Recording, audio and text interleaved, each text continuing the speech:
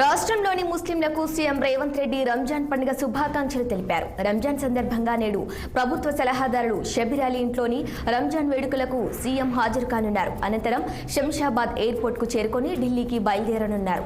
ఇంకా పెండింగ్ లో ఉన్న పార్లమెంటు స్థానాలకు అభ్యర్థులను ఖరారుపై సీఎం రేవంత్ రెడ్డి పార్టీ అధిష్టానంతో చర్చించనున్నారు.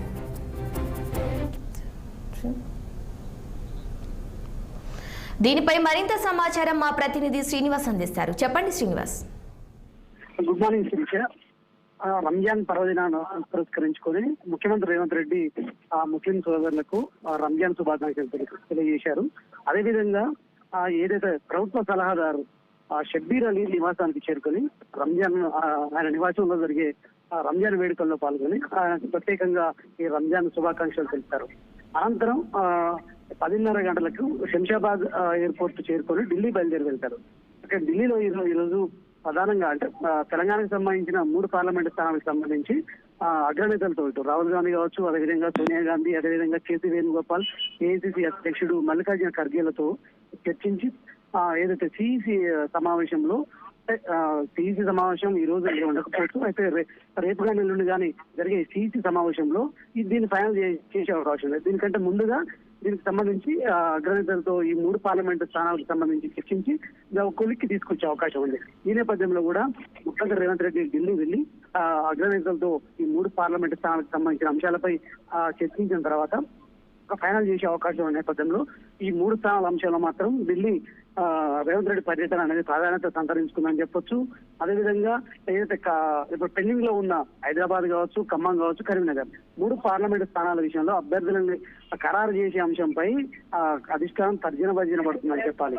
ప్రధానంగా అక్కడ ఏదైతే ఖమ్మం విషయానికి వస్తే ఖమ్మంలో ఏదైతే ఇటు పొంగులేటి శ్రీనివాసరెడ్డి కావచ్చు, అదేవిధంగా మల్లు భట్టి విక్రమార్క తమ కుటుంబాలకు కేటాయించాలంటూ కూడా అధిష్టానంపై ఒత్తిడి తీసుకురావడం తలనొప్పిగా మారింది.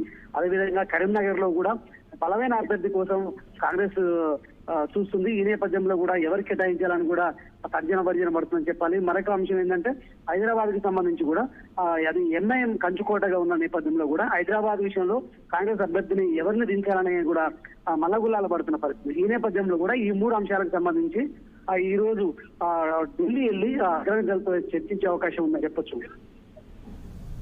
ఈ సమావేశంలో ఎవరెవరి పేర్లను ప్రకటించే అవకాశం కనిపిస్తుందంటారు?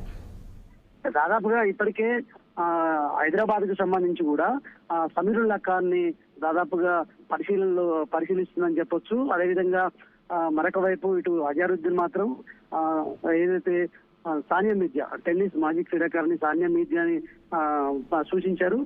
అదేవిధంగా ఇద్దరి వైపులో ఎవరో ఒకరు అయితే ఫైనల్ అయ్యే అవకాశం ఉందని చెప్పొచ్చు. మరొక వైపు కరీంనగర్ విషయానికి వస్తే మాత్రం అక్కడ బీజేపీ ఏదే సిట్టింగ్ స్థానం అంటే 2018లో జాతీయ ప్రధాన కార్యదర్శిగా ఉన్నటువంటి బండి సంజయ్ గెలిచిన పరిస్థితి ఉంది. ఈ నేపథ్యంలో కూడా బలమైన వ్యక్తిని కూడా దింపాలని చూస్తుంది. ఈ నేపథ్యంలో అక్కడ గతంలో అసెంబ్లీ ఎన్నికల్లో టికెట్ త్యాగం చేసిన ప్రవీణ్ కుమార్ రెడ్డి కావచ్చు, అదేవిధంగా ఏదైతే వెలిశాల రాజేందర్ రావు, ఈ ఇద్దరిట్లో దాదాపు ఒకవేళ బీసీకి కేటాయించాల్సి వస్తే సామాజిక సమీకరణాల నేపథ్యంలో బీసీకి కేటాయించాల్సి వస్తే వెలిశాల రాజేందర్ రావు అయితే ఫైనల్ చేసే అవకాశం ఉందని చెప్పొచ్చు. మరొక వైపు